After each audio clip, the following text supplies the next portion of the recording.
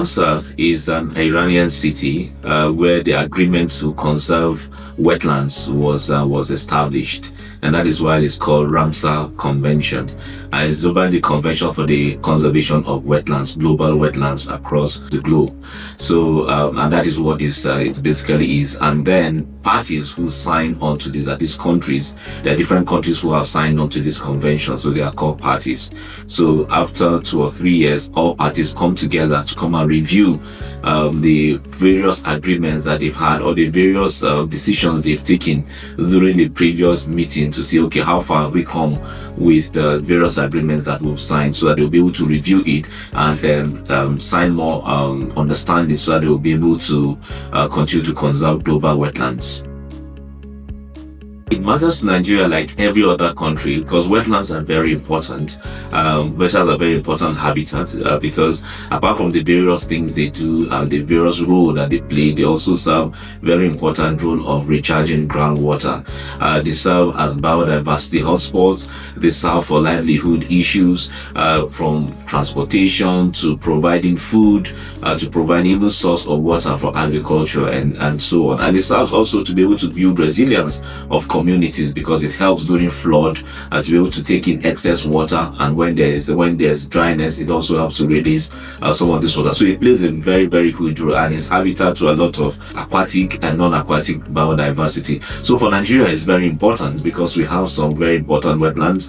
I mean, the first Ramsar site for Nigeria is the Hadejanguru wetlands. I know how important that wetland is in the Sahelian region of Nigeria, where it hosts over about 120,000 birds, over 69 species as at the last count that we had when we have the annual waterbed count. So that's just an example of what it does to the biodiversity in terms of birds that migrate from Europe or from another part of the globe. And not talk about the local communities in that place who they use it for. They use the wetlands for fishing, they use the wetlands for transportation, they use the wetland to support their irrigation. So it's quite very important. So to talk about the importance of wetlands and this convention for Nigeria, I mean, it's very important, because Nigeria is, we have a lot of wetlands as well. We have a lot of areas that are important. Talk about the Niger Delta, talk about the middle part of the country, the savannah area. So we have a lot of wetlands that are very important and harbor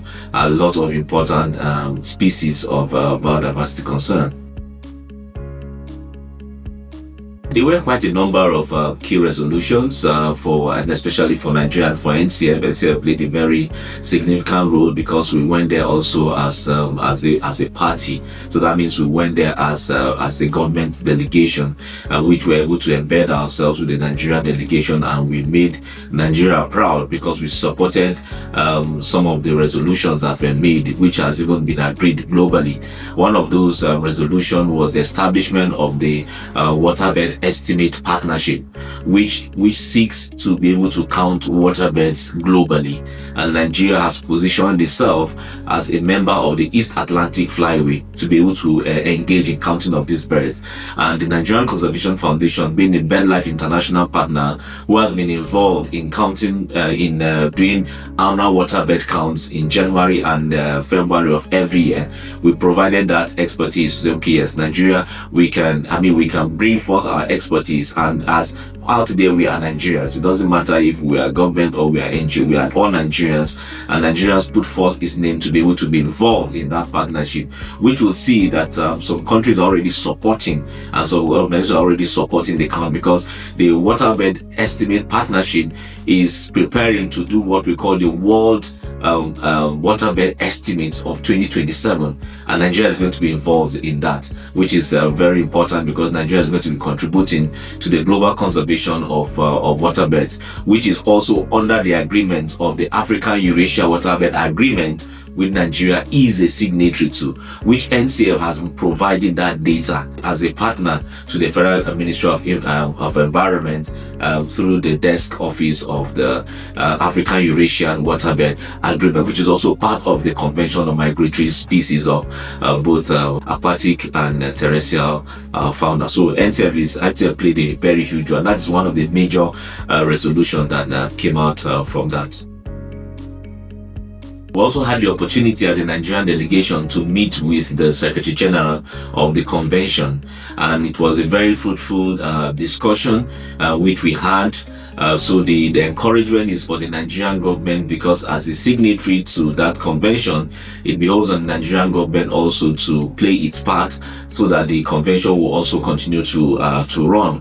So we assured her that we are going to see what we can do to be able to play our part in the country, because she wants to visit Nigeria. Actually, she wants to visit Nigeria, and we have about 5 or 6 wetlands that are ready to be designated, additional wetlands that are ready to be designated as Ramsar sites, which she is happy to come around. But we need to come back home, report to the authorities, so that the authorities will be able to welcome her and prepare the grounds for her to visit.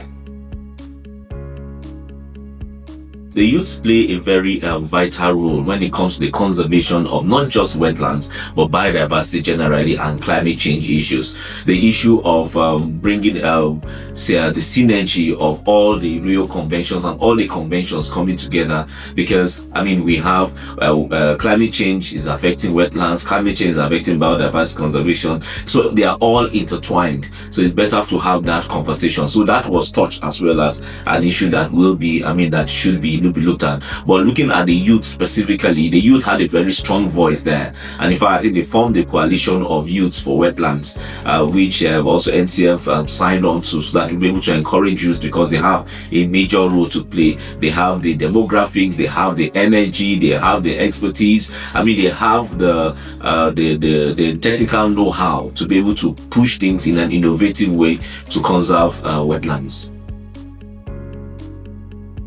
That dovetails into what I talked about, the waterbed estimates that is going to happen in 2027, because these are some of the sites that we're going to be using for our own waterbed estimate in Nigeria. Looking at Nigeria's 852 kilometers of coastline, we normally have designated counting sites, which includes the mangrove habitat as well, and some of the work we are doing in Niger Delta with some of our communities there. We'll be able to already build the capacity of local communities there that are able to do the counts by themselves, and we're able to provide Nigeria's data to that global database. So those habitats that I talked about are quite important, and when we continue to see the importance of these habitats to the different biodiversity, the birds, the migratory birds that come, it promotes the conservation of these sites, both the local community and all partners and stakeholders who are using those sites, so that we'll be able to use it sustainably, so that to continue to benefit both the birds that are coming, the local communities that are here, and also continue to support the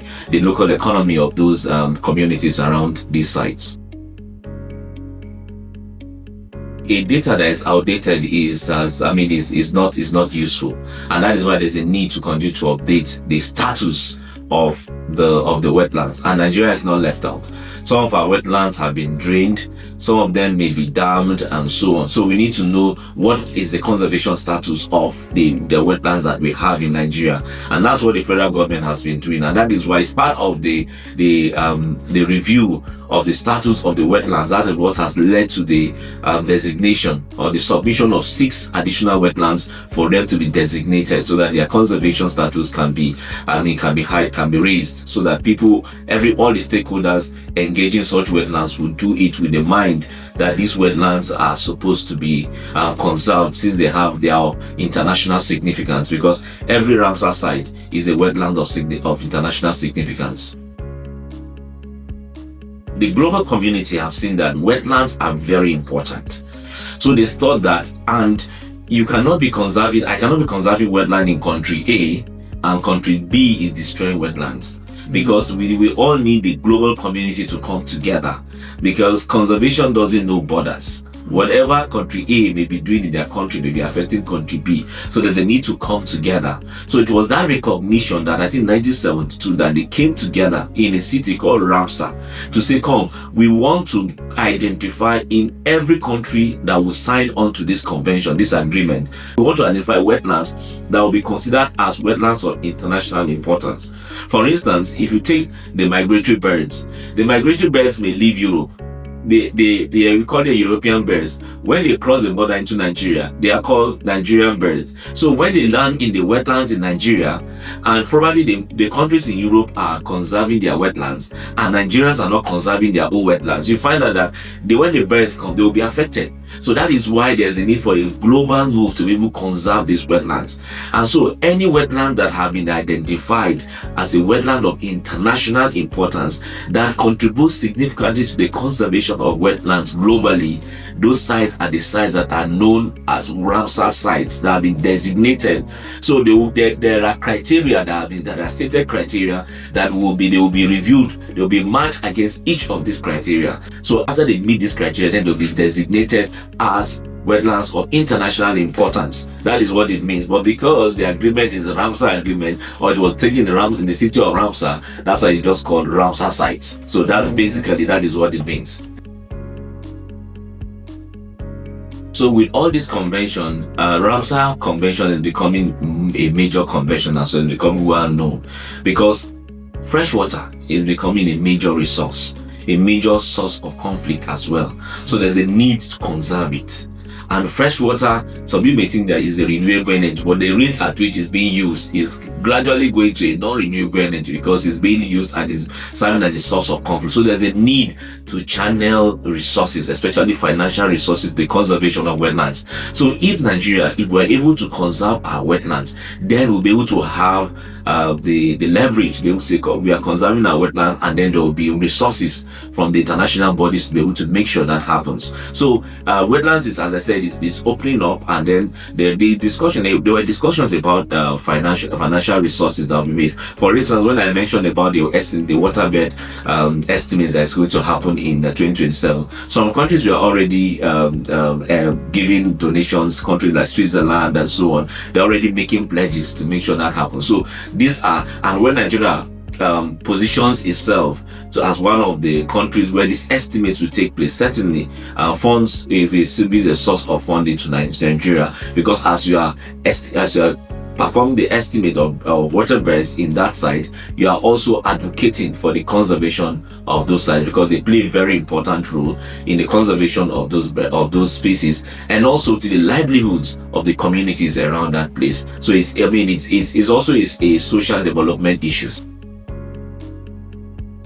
Climate change is a cross-cutting issue, because climate change exacerbates the issue of wetlands. We see areas that are drying up, wetlands are shrinking. A classical example is the Lake Chad, which has shrunk over 95% of its original size, and all of that. The drought is coming in. So climate change can be a culprit to that. So there's no way we talk about such issues without climate change. So this year's African Climate Week, which is the second one, and it's happening in Addis Ababa, is a way of Africans coming together to speak with a united voice, to talk about finances, to talk about renewable energies, to talk about the role of youth, talk about the role of local communities, indigenous peoples and local communities, and so that Africa will be able to have a united voice as they go into the negotiations in Belém in Brazil in November. So it's very important, and they are closely tied not just to wetlands, to biodiversity conservation,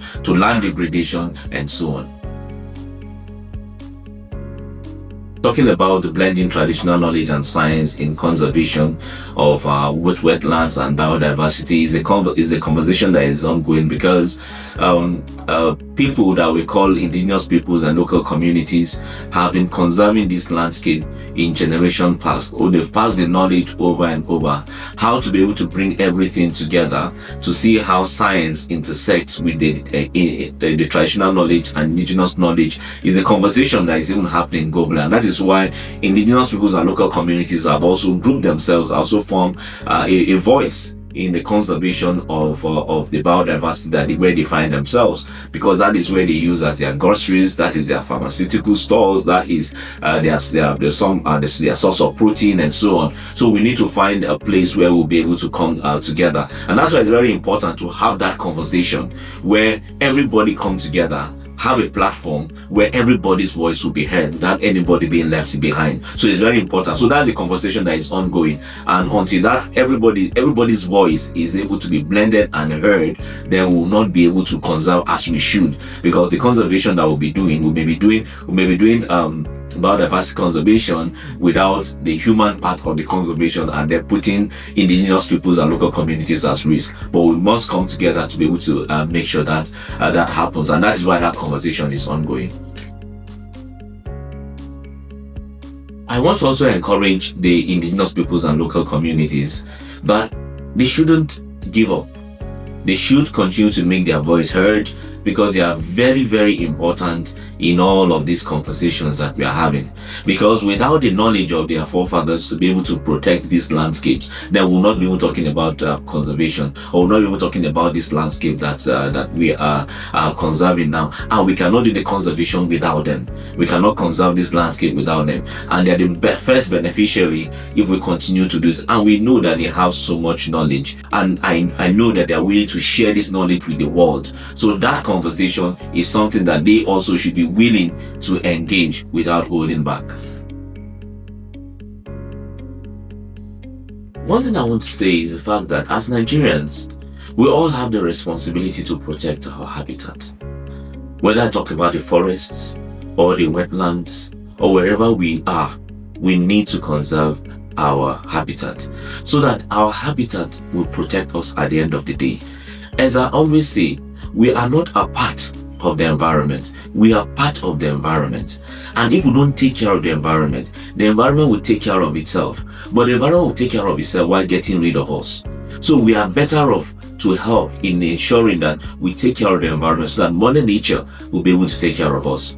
For policy makers, we need to see how we'll be able to bring up policies and laws that will be able to help in pushing the conservation of these areas and our biodiversity, so that together we'll be able to live a very prosperous life here. And not just to bring up policies, but also enforceable policy. And that is why it's very good to take experts along while we are pronouncing these policies, so that at the end of the day, we have policies that will create impact because they are able to be enforced, and then policies that will be able to work hand in hand with other policies as well to ensure that things happen. And for the local communities, yes, we know that these areas are directly tied to your livelihood. We know that these areas are directly tied to your well-being. And that is why you need to you need to be more involved in the conservation. Don't allow people to come from outside to give you peanuts so that they'll be able to steal your resources. No, you should be guarding your resources. You shouldn't sell your birthright because of porridge, just today's concern, and then you sell the future for yourself and your children. So you should be able to guard your resources generously. Don't allow outsiders to come and fritter away with your resources. Thank you very much as I leave it now.